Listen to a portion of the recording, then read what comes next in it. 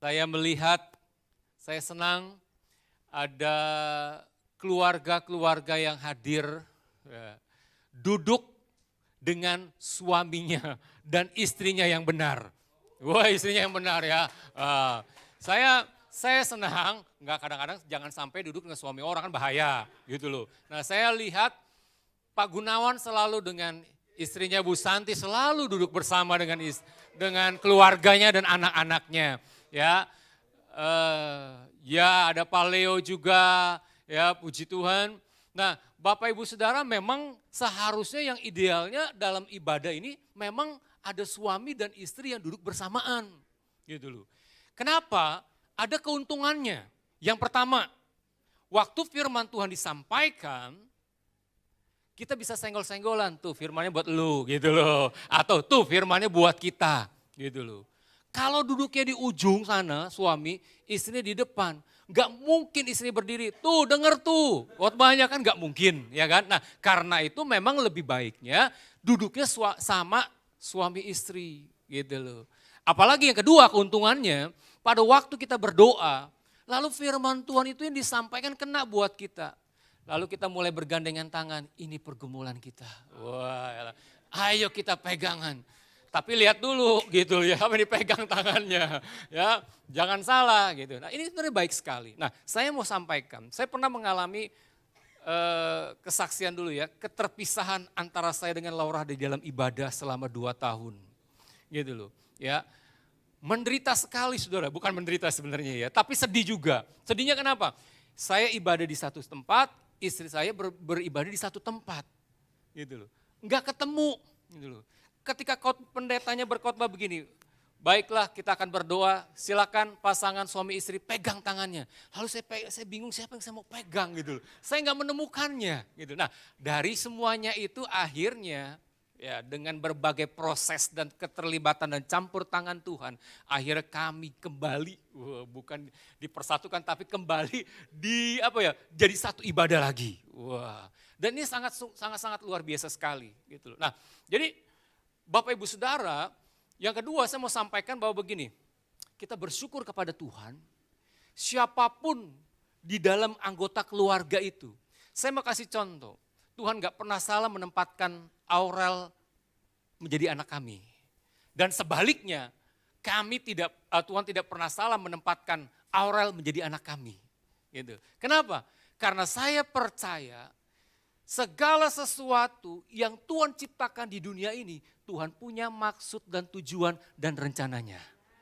Nah karena hal inilah bahwa di dalam keluarga pun, bukan berarti bahwa kita menjalani sebagaimana mestinya bahwa manusia harus sedang mengalami namanya sebuah pernikahan.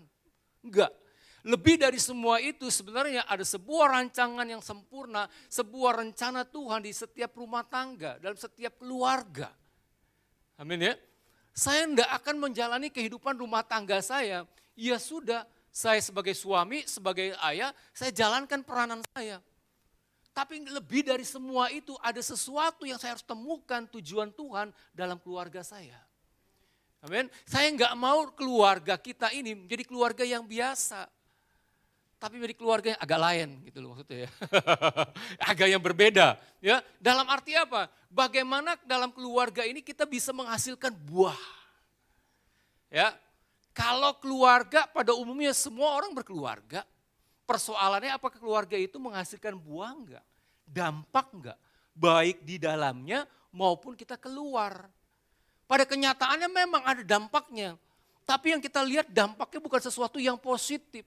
Di dalam keluarga ada banyak orang-orang justru mengalami yang namanya broken home, putus asa. Justru dalam keluarga yang seharusnya keluarga tempat yang pertama adalah tempat yang paling aman dan nyaman buat anak-anak.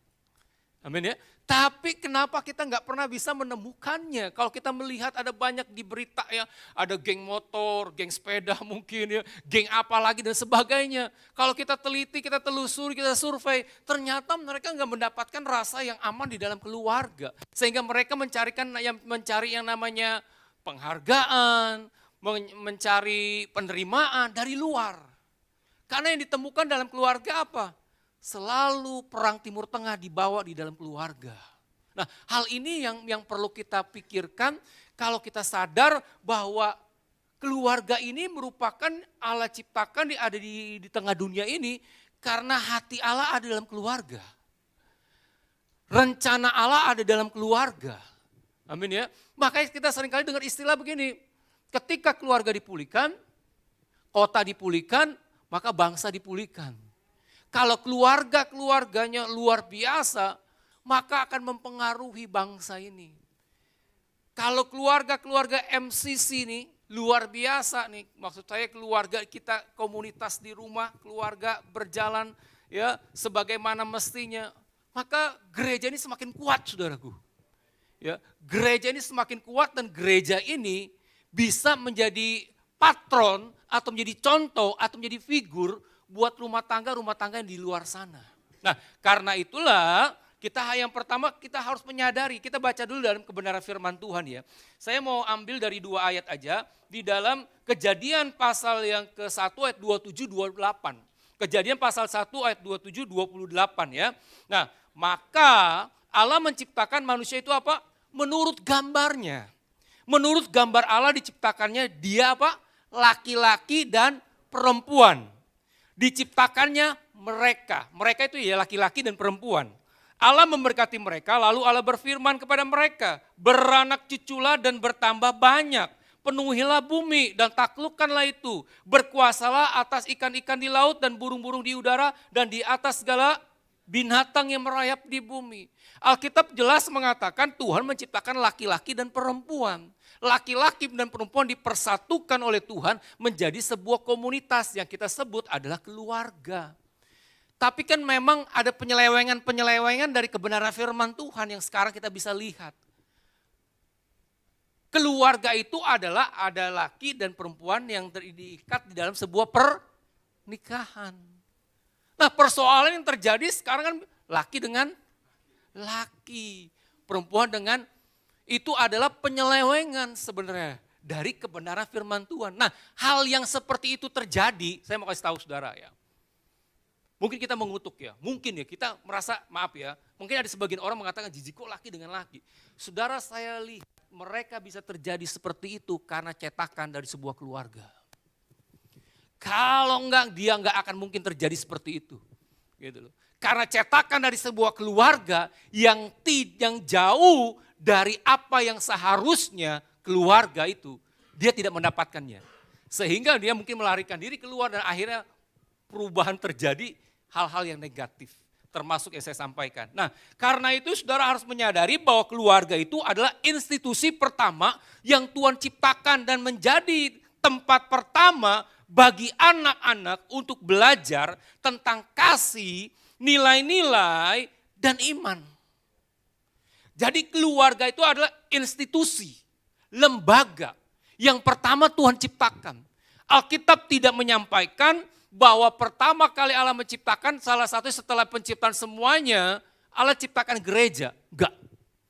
Lembaga atau organisasi atau institusi yang Allah ciptakan adalah keluarga. Kenapa Allah ciptakan keluarga? Di mata Tuhan keluarga itu sangat penting. Kalau Allah melihat keluarga adalah sangat penting, bagaimana dengan kita? Apakah keluarga itu penting gak buat kita? Kalau itu penting, maka ada sesuatu yang gak beres, kita perlu bereskan. Ya, nah karena itu kita dipanggil untuk tidak hanya hidup rukun aja saudaraku. Yang kita bangun bukan hanya hidup rukun, tetapi juga untuk menjadi saluran berkat dan menuai hasil rohani. Alkitab bilang apa?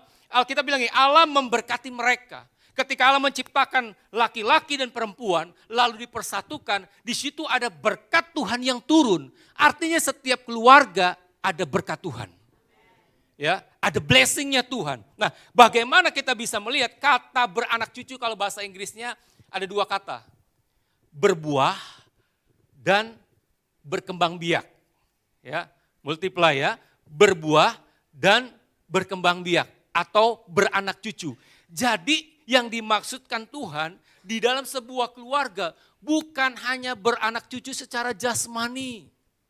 Makanya tidak heran ada istilah orang dulu mengatakan banyak anak banyak Nah itu dia. Banyak anak banyak.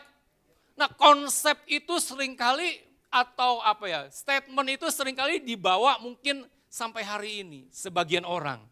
Tapi sesungguhnya adalah kita bisa melihat bahwa yang Allah maksudkan adalah, yang Tuhan maksudkan adalah bukan hanya beranak cucu secara jasmani. Tetapi dilahirkanlah anak-anak rohani juga. Amin ya. Anak rohani, saudaraku. Kalau kita banyak anak, ya, tapi kita tidak memberikan sesuatu, anak ini menanamkan nilai-nilai supaya anak ini menjadi anak yang lurus dan benar, ya. Bagaimana, untuk apa kita banyak anak? Nah, karena itulah, maka dari itu kita harus memahami yang pertama adalah keluarga sebagai ladang penuaian.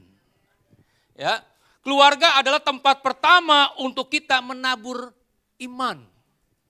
Keluarga adalah satu tempat pertama di mana kita memperkenalkan Allah, memperkenalkan tentang keselamatan kepada anak-anak kita. Ya.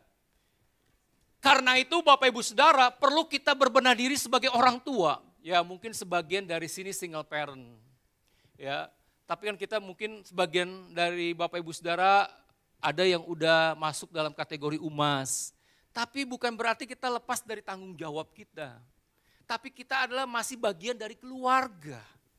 Berarti kalau kita masih adalah bagian keluarga, kita masih punya tugas dan tanggung jawab kita sebagai oma, sebagai opa. Untuk mendidik mungkin cucu-cucu kita. Ya, bukan hanya didik secara moralitas, tapi bagaimana nilai-nilai firman Tuhan itu masuk dalam kehidupan anak-anak. Amin. Ternyata memang baik sekali. Anak-anak itu bisa mengenal Tuhan, pengalaman mengenal Tuhan itu melalui keluarga. Saya kasih contoh begini. Bagaimana saya memperkenalkan tentang bahwa Tuhan itu menjawab doa, ya, anak-anak kita. Satu kali anak saya Aurel dalam usia yang mungkin masih SD, ya, dia pingin punya handphone, saudaraku. Ya, waktu itu pengen punya handphone. Ya, waktu itu zamannya masih BlackBerry, ya, masih zamannya itu. Satu hari dia bilang, aku mau dong punya handphone gitu loh. Nah, akhirnya kami sepakat dengan istri saya, dibeliin enggak menurut saudara? Enggak. Gitu loh, ya, enggak dibeliin. Tapi kita hanya bilang begini, Aurel, setiap hari kita berdoa, ya, kita lihat bagaimana Tuhan selalu dengar doa kita. Dari situ saya bilang begini, Aurel mulai berdoa. Sebagai orang tua, saya ingin memenuhi kebutuhan anak saya, pasti, gitu loh. Tapi saat itu saya ajarkan anak saya, Aurel mulai berdoa. Dan beberapa hari kemudian, saudaraku, tiba-tiba saya ngobrol dengan teman saya. Dan teman saya bilang gini, gimana kabarnya anak kamu Aurel, gitu loh. Ya, ini teman pada waktu kita masuk BPN ya waktu itu. Oh dia begini sebagainya dan sebagainya. Pokoknya singkat cerita, tiba-tiba dia bilang gini, saya mau kasih handphone BlackBerry. Oh, saya nggak enak, gengsi dong, bukannya gengsi sih. Ya pura-pura lah istilahnya. Enggak, saya harus bayar, saudaraku. Ya saya bilang saya harus bayar. Gak usah, ini bukan buat kamu katanya. Ini buat hadiah buat anak kamu. Wah. Dan enggak hanya sampai di situ, ada pengalaman-pengalaman yang luar biasa yang saya ajarkan kepada anak saya. Supaya apa? Supaya dia kenal Tuhan bukan hanya melalui teori yang saya sampaikan, mamahnya yang sampaikan, tapi melalui pengalamannya, hidupnya sendiri bersama dengan Tuhan. Jadi inilah merupakan hal yang sangat baik sekali. Ya, saya pikir ini bukan hanya karena Aurel anak pendeta, enggak, bukan, saudaraku. Saya hilangkan atribut itu, tapi saya mau sampaikan bahwa keluarga ada sebagai ladang penuaian di mana kita bisa menyampaikan tentang Tuhan kepada anak-anak kita.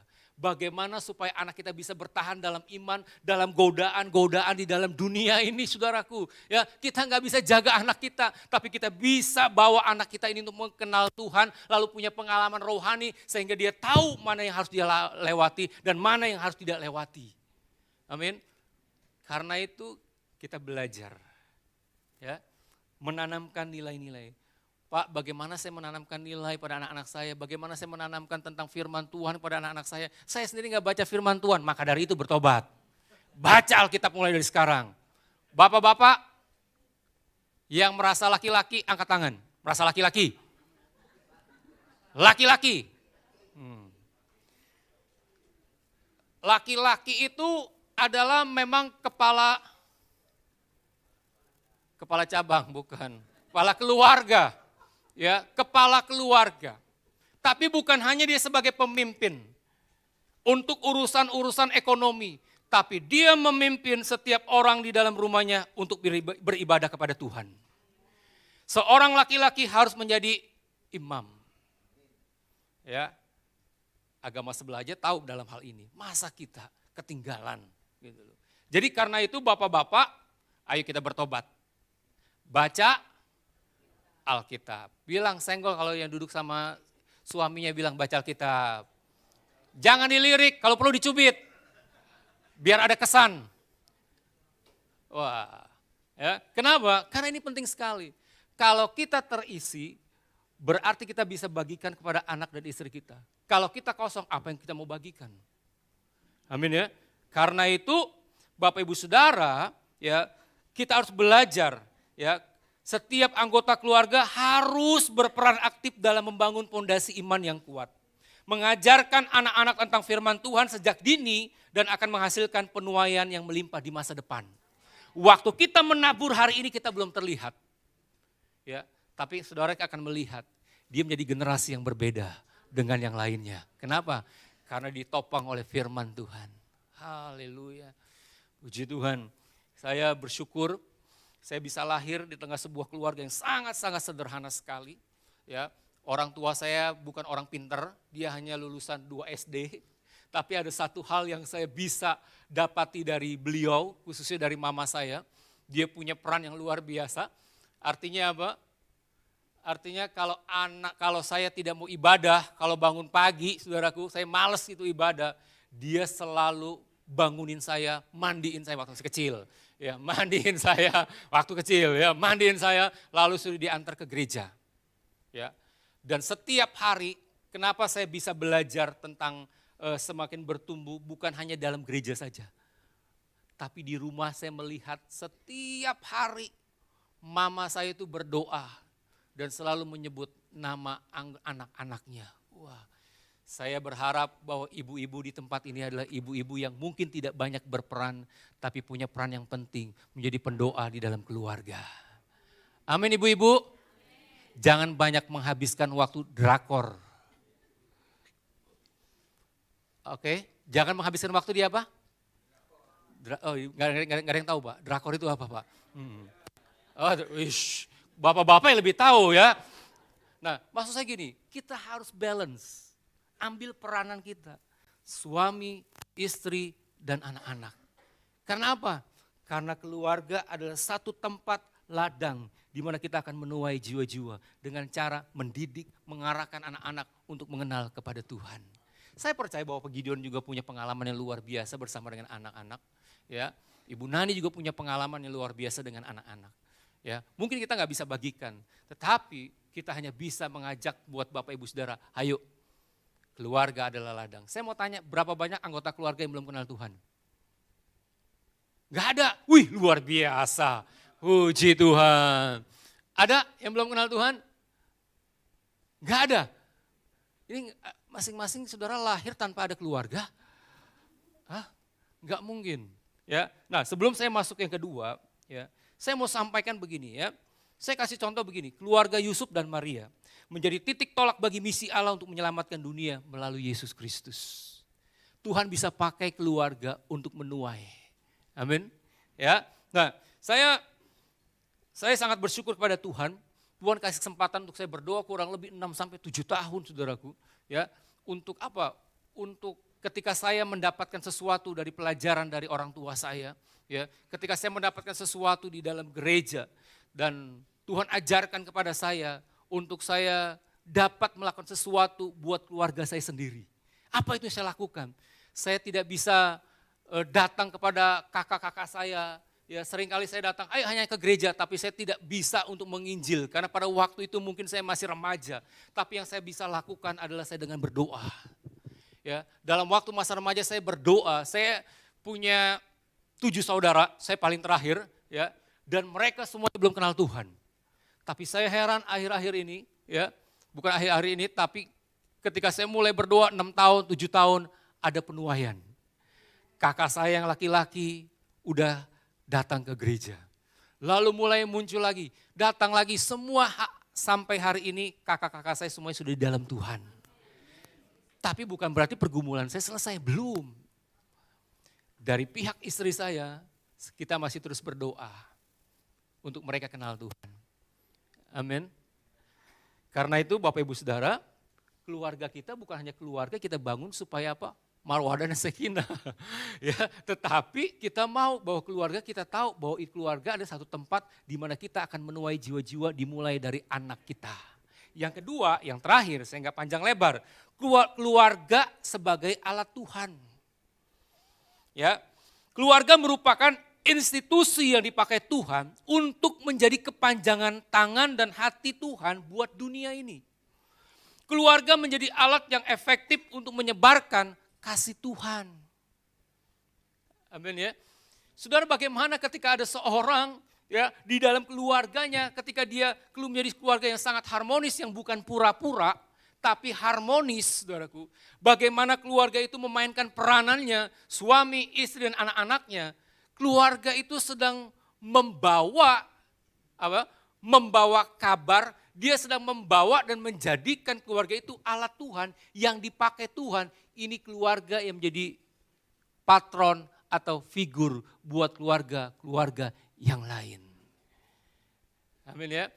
Saya senang saya melihat penatua, ya, salah satu penatua, Pak Davi dengan istrinya, saya lihat kemana mereka itu pergi, selalu ada. Ya, selalu ada.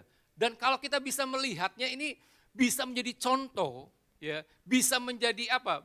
Figur. Betul ya Bung Paul ya? Menjadi figur bahwa keluarga yang ketika ini menjadi contoh, orang dia nggak usah menyampaikan sesuatu, rumah tangga saya baik, nggak perlu gitu loh.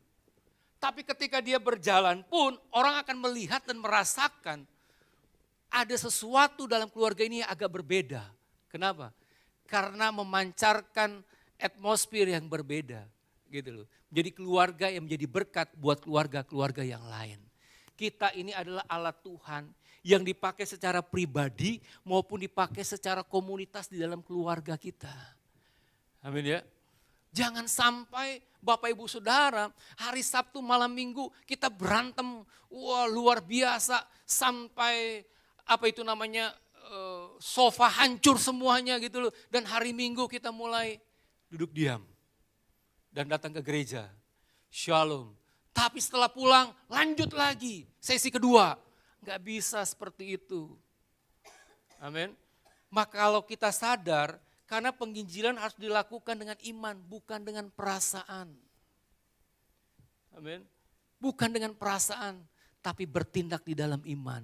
Nah karena itu Bapak Ibu Saudara, untuk kita menjadi alat Tuhan, yang pertama kita perlu dalam setiap keluarga mengalami pemulihan. Ya, mengalami pemulihan. Saya percaya Tuhan ada dan di tengah-tengah setiap dalam keluarga. Saya mau sampaikan beberapa kesaksian hari ini. Ya, kegagalan saya bersama dengan istri saya Laura pada waktu kita baru menikah. Ingat Lau? Lupa ya. Ini bukan cerita yang indah saya mau sampaikan, tapi cerita yang yang tidak baik. Saya harus cerita juga. Ya, satu kali kita baru menikah, 1 minggu ya Lau. Ketika itu Laura sedang pergi ke satu tempat dengan teman-temannya. Lalu dia telepon saya, tolong jemput saya di gang ini ya.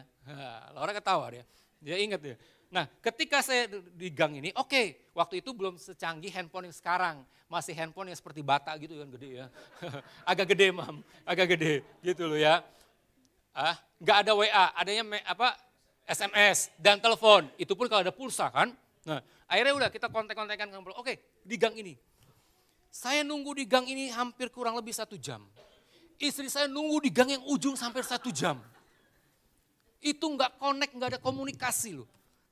Gue udah nunggu di sini udah lama. Gue juga udah nunggu di sini. Di gang mana? Ya di gang ujung gang. Tapi kita nggak ketemu. Akhirnya saya begitu marah, jengkel sekali.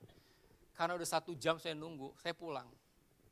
Udah pulang, Saya lupa, terus kamu pulang. Pulang karena saya waktu itu nginep di rumah mama saya. Saya kesel, waktu itu saya bilang saya marah-marah dengan istri saya. Begitu marahnya saya banting helm saya di depan istri saya, di depan mama saya. Dar gitu loh. Saya pulang langsung ke, waktu itu rumah kita di Bekasi. Laura tetap tinggal di rumah mama saya. Kau di sana, aku di sini pada waktu itu. Ya. Tapi itu ada perasaan yang sangat gak enak sekali. Tidur juga gak enak gitu loh. Ya. Saudara, apa yang saya lakukan? Istri saya pulang ke Bekasi. Biasa, gengsi-gengsian. Tapi hari itu saya bilang sama istri saya, waktu itu kita ingat ya, lu gak usah nangis, itu udah lama.